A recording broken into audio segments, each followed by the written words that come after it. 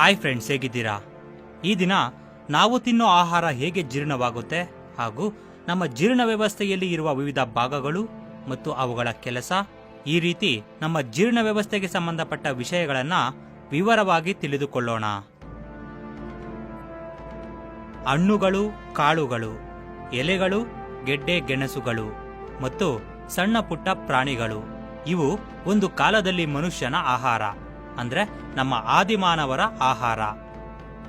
ಇವುಗಳನ್ನು ಜೀರ್ಣ ಮಾಡುವುದಕ್ಕೆ ನಮ್ಮ ಜೀರ್ಣ ವ್ಯವಸ್ಥೆಗೆ ದೊಡ್ಡ ಕೆಲಸವೇನೂ ಅಲ್ಲ. ಆದ್ರೆ ಟೀ, ಕಾಫಿ, ವಿವಿಧ ರೀತಿಯ cool drinks, chocolates, ice creams, bakery foods, fast foods, Chinese foods, street foods, bonda bajji, ಬಿರಿಯಾನಿಗಳು, ಮದ್ಯಪಾನ ಇವು ಈ ಆಧುನಿಕ ಕಾಲದಲ್ಲಿ ಮನುಷ್ಯನ ಆಹಾರ. ಸಹಜ ಸಿದ್ಧವಾಗಿ ಆಹಾರಕ್ಕೆ ಉಪ್ಪು, ಖಾರ, ಮಸಾಲೆ, ಎಣ್ಣೆ, ರುಚಿಗಾಗಿ ಕೆಲವು ರೀತಿಯ ಟೇಸ್ಟಿಂಗ್ ಪೌಡರ್ಸ್, ಆಕರ್ಷಣೆಗಾಗಿ ಕಲರ್ಸ್, ನಂತರ ಅದರಲ್ಲಿ ನೀರಿನಾಂಶ ಖಾಲಿ ಆಗುವವರೆಗೂ ಬೇಯಿಸಿ ನಾವು ಅದನ್ನು ತಿಂತೀವಿ. ಇನ್ನು ಇಂತಹ ಆಹಾರವನ್ನು ಜೀರ್ಣ ಮಾಡಿ ಮತ್ತು ಅದರಲ್ಲಿರುವ ಪೋಷಕಾಂಶಗಳನ್ನು ನಮ್ಮ ದೇಹಕ್ಕೆ ಸೇರಿಸಿ ಉಳಿದ ವೇಸ್ಟ್ ಪದಾರ್ಥಗಳನ್ನು ದೇಹದ ಹೊರಗೆ ಕಳಿಸೋದೇ ನಮ್ಮ ಜೀರ್ಣ ವ್ಯವಸ್ಥೆಯ ಮುಖ್ಯವಾದ ಕೆಲಸ.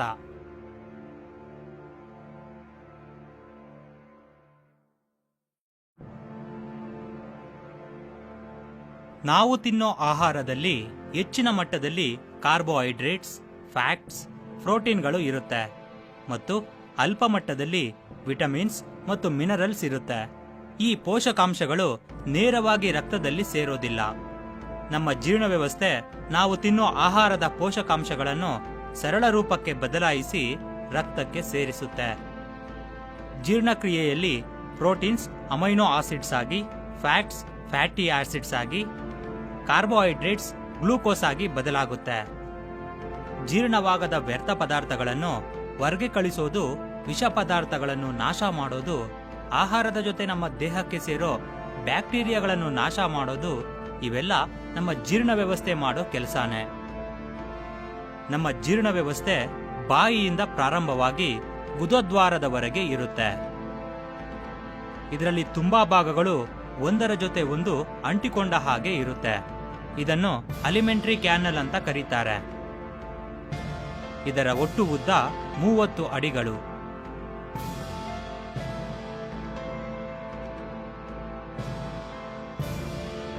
ಬಾಯಿಯಲ್ಲಿರುವ ಹಲ್ಲುಗಳು ಮತ್ತು ನಾಲಿಗೆ ಆಹಾರವನ್ನು ಅಗೆಯಲು ಉಪಯೋಗಕ್ಕೆ ಬರುತ್ತೆ.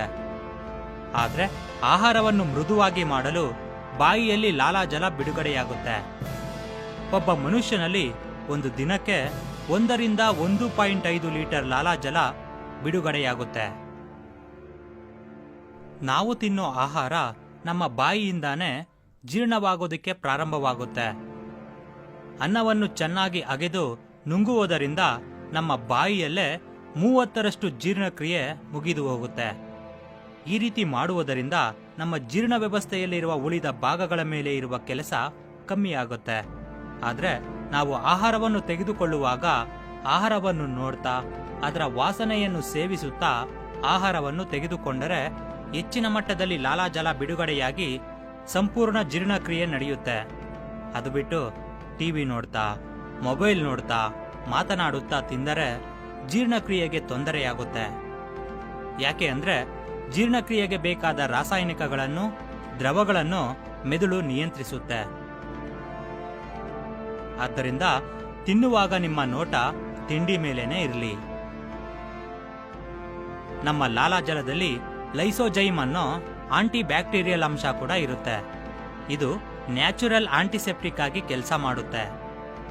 ಇದರಿಂದಾನೆ ನಮ್ಮ ದೇಹದ ಹೊರಭಾಗದಲ್ಲಿ ಆಗುವ ಗಾಯಗಳಿಗಿಂತ ಬಾಯಿಯಲ್ಲಿ ಆಗೋ ಗಾಯಗಳು ಬೇಗ ವಾಸಿಯಾಗುತ್ತೆ. ಇನ್ನು ಪ್ರಾಣಿಗಳಲ್ಲಿ ಲಾಲಾಜಲದ ಜೊತೆ NGF ಅನ್ನೋ ಅಂಶ ಕೂಡ ಇರುತ್ತೆ. ಇದು ಲೈಸೋಜೈಮ್ಗಿಂತ ಪವರ್ಫುಲ್. ಅದಕ್ಕೆ ಅವು ತಮ್ಮ ನಾಲಿಗೆಯಿಂದಾನೇ ಗಾಯವನ್ನು ಕ್ಲೀನ್ ಮಾಡಿ ಬೇಗ ವಾಸಿ ಮಾಡಿಕೊಳ್ಳುತ್ತೆ. ನಮ್ಮ ಕತ್ತಿನ ಭಾಗದಲ್ಲಿ ವಾಯುನಾಳ ಹಾಗೂ ಆಹಾರ ನಾಳ ಇವೆರಡು ಒಂದರ ಪಕ್ಕದಲ್ಲಿ ಒಂದು ಇರುತ್ತೆ. ಆಹಾರವನ್ನು ನುಂಗುವಾಗ ಆಕಸ್ಮಿಕವಾಗಿ ಆಹಾರ ವಾಯುನಾಳದ ಒಳಗೆ ಹೋಗೋ ಅವಕಾಶ ಇದೆ. ಇದನ್ನು ನಿಯಂತ್ರಿಸಲು ವಾಯುನಾಳದ ಮೇಲೆ ಎಪಿಗ್ಲೋಟಿಸ್ ಅನ್ನೋ ಬಾಗಿಲು ಇರುತ್ತೆ.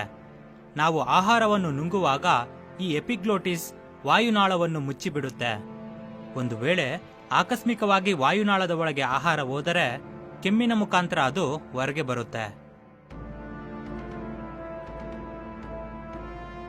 ಹಲ್ಲುಗಳು, ನಾಲಿಗೆ, ಲಾಲಾಜಲದ ಸಹಾಯದಿಂದ ಮೆತ್ತಗೆ ಆದ ಆಹಾರವನ್ನು ಬೋಲ್ಸ್ ಅಂತ ಕರೀತಾರೆ. ಇದು ಅನ್ನನಾಳದ ಸಹಾಯದಿಂದ ಹೊಟ್ಟೆಗೆ ಸೇರುತ್ತೆ. ಅನ್ನನಾಳ ಸುಮಾರು 25 ಸೆಂಟಿಮೀಟರ್ ಉದ್ದ ಇರುತ್ತೆ. ಇದರಲ್ಲಿರುವ ವಿಭಿನ್ನ ಆಕಾರ ಆಹಾರವನ್ನು ಜೀರ್ಣಾಶಯಕ್ಕೆ ಚಲಿಸುವಂತೆ ಮಾಡುತ್ತೆ. ಈ ಚಲಾವಣೆಯನ್ನ ಪೆರಿಸ್ಟೇಲಿಸಿಸ್ ಅಂತ ಕರೀತಾರೆ. ನಾವು ಯಾವ ಭಂಗಿಯಲ್ಲೂ ಇದ್ದರೂ ಸಹ ಪೆರಿಸ್ಟೇಲಿಸಿಸ್ನಿಂದ ಆಹಾರ ಯಾವಾಗಲೂ ಜೀರ್ಣಾಶಯಕ್ಕೆ ಹೋಗುತ್ತೆ.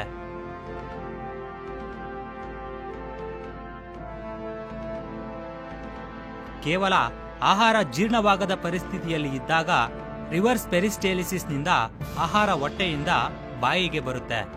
ಇದನ್ನೇ ನಾವು ವಾಮಿಟಿಂಗ್ ಅಂತ ಕರಿತೀವಿ. ಅನ್ನನಾಳದಿಂದ ಆಹಾರ ಜಠರಕ್ಕೆ ಸೇರುತ್ತೆ, ಅಂದ್ರೆ ಜೀರ್ಣಾಶಯಕ್ಕೆ ಸೇರುತ್ತೆ. ಈ ಜೀರ್ಣಾಶಯದಲ್ಲಿ ಅತಿ ಭಯಂಕರವಾದ ಹೈಡ್ರೋಕ್ಲೋರಿಕ್ ಆಸಿಡ್ ಇರುತ್ತೆ. ಈ ಆಸಿಡ್ ಎಷ್ಟು ಡೇಂಜರ್ ಅಂದ್ರೆ ಇದು ನಮ್ಮ ಕೈ ಮೇಲೆ ಬಿದ್ದರೂ ಸಹ ನಮ್ಮ ಕೈ ಸುಟ್ಟು ಹೋಗುತ್ತೆ. ಆದ್ರೆ ಇದರ ಅಪಾಯದಿಂದ ಕಾಪಾಡಲು ಜೀರ್ಣಾಶಯದ ಗೋಡೆಗಳ ಮೇಲೆ ಮ್ಯೂಕಸ್ ಅನ್ನೋ ಲೇಯರ್ ಇರುತ್ತೆ. ಇದು ಆ ಆಸಿಡ್ನಿಂದ ಹೊಟ್ಟೆಯನ್ನು ಕಾಪಾಡುತ್ತೆ. ನಮ್ಮ ಜೀರ್ಣಾಶಯದಲ್ಲಿ ಸುಮಾರು 1 ರಿಂದ 4 ಲೀಟರ್ ಆಹಾರ ಇಡಿಸುತ್ತೆ. ಜೀರ್ಣಾಶಯದಲ್ಲಿರುವ ಆಸಿಡ್ ಆಹಾರದಲ್ಲಿರುವ ಕ್ರಿಮಿಗಳನ್ನು ನಾಶ ಮಾಡುತ್ತೆ. ಅದೇ ರೀತಿ ಆಹಾರವನ್ನು ಆಮ್ಲೀಯವಾಗಿ ಬದಲಾಯಿಸುತ್ತೆ. ಆಹಾರದಲ್ಲಿರುವ ಪ್ರೋಟೀನ್ಸ್ ಜೀರ್ಣ ಆಗಬೇಕು ಅಂದ್ರೆ ಆಹಾರ ಆಮ್ಲೀಯವಾಗಿ ಬದಲಾಗಲೇಬೇಕು. ಇಲ್ಲಿ ಆಹಾರ ಜೀರ್ಣ ಆಗೋದಕ್ಕೆ 3 ರಿಂದ 4 ಗಂಟೆಗಳ ಸಮಯ ಇಡಿಸುತ್ತೆ. ಇನ್ನು ಜೀರ್ಣಾಶಯ ಆಹಾರವನ್ನು ವಿವಿಧ ರೀತಿಯಾಗಿ ಅಲುಗಾಡಿಸುತ್ತೆ, ಅಂದ್ರೆ ಮಿಕ್ಸ್ ಮಾಡುತ್ತೆ. ಇದನ್ನು ಕೈಮ್ ಅಂತ ಕರೀತಾರೆ. ಜೀರ್ಣಾಶಯದ ಕೊನೆಯಲ್ಲಿ ಪೈಲೋರಿಕ್ ಸ್ಪಿಂಕ್ಟರ್ ಅನ್ನೋ ಒಂದು ವಾಲ್ ಇರುತ್ತೆ. ಇದು ಆಹಾರವನ್ನು 20 ಸೆಕೆಂಡುಗಳಿಗೆ ಒಂದು ಸಾರಿ ಸ್ವಲ್ಪ ಸ್ವಲ್ಪ ಚಿಕ್ಕ ಕರುಳಿಗೆ ಬಿಡುಗಡೆ ಮಾಡುತ್ತೆ. ಚಿಕ್ಕ ಕರುಳಿನ ಮೊದಲನೇ ಭಾಗವನ್ನು ಡಿಯೋಡೆನಿಮ್ ಅಂತ ಕರೀತಾರೆ. ಇದು 25 ರಿಂದ 28 ಸೆಂಟಿಮೀಟರ್ ಉದ್ದ ಇರುತ್ತೆ. ಇದಕ್ಕೆ ಲಿವರ್, ಪ್ಯಾಂಕ್ರಿಯಾಸ್ ಕನೆಕ್ಟ್ ಆಗಿ ಇರುತ್ತೆ. ಪ್ಯಾಂಕ್ರಿಯಾಸ್ ಜೀರ್ಣರಸವನ್ನು, ಲಿವರ್ ಪಿತ್ತರಸವನ್ನು ಡಿಯೋಡೆನಿಮ್ಗೆ ಬಿಡುಗಡೆ ಮಾಡುತ್ತೆ. ನಾವು ತಿಂದ ಆಹಾರದಲ್ಲಿ ಕೊಬ್ಬು ಜೀರ್ಣ ಆಗಬೇಕು ಅಂದ್ರೆ ಲಿವರ್ನಿಂದ ಬರೋ ಪಿತ್ತರಸ ತುಂಬಾ ಮುಖ್ಯ. ಅದೇ ರೀತಿ ಚಿಕ್ಕ ಕರುಳು ಕೂಡ ಕೆಲವು ರೀತಿಯ ರಸಗಳನ್ನು ಬಿಡುಗಡೆ ಮಾಡುತ್ತೆ. ಈ ರೀತಿ ಇವೆಲ್ಲ ಬೆರೆತು ಆಹಾರ ಜೀರ್ಣವಾಗೋ ರೀತಿ ನೋಡುತ್ತೆ. ಇನ್ನು ನಮ್ಮ ಚಿಕ್ಕ ಕರುಳು ಸುಮಾರು 20 ಅಡಿ ಉದ್ದ ಇರುತ್ತೆ. ಇದರ ಒಳಗೆ ಇರೋ ಗೋಡೆಗಳ ಮೇಲೆ ವಿಲ್ಲಿ ಅನ್ನೋ ಕೂದಲಿನ ರೀತಿ ನಿರ್ಮಾಣಗಳು ಇರುತ್ತೆ. ಇವು ಜೀರ್ಣವಾದ ಆಹಾರದಲ್ಲಿರುವ ಪೋಷಕಾಂಶಗಳನ್ನು ಸೆಳೆದುಕೊಂಡು ರಕ್ತದಲ್ಲಿ ಬೆರೆಸುತ್ತೆ.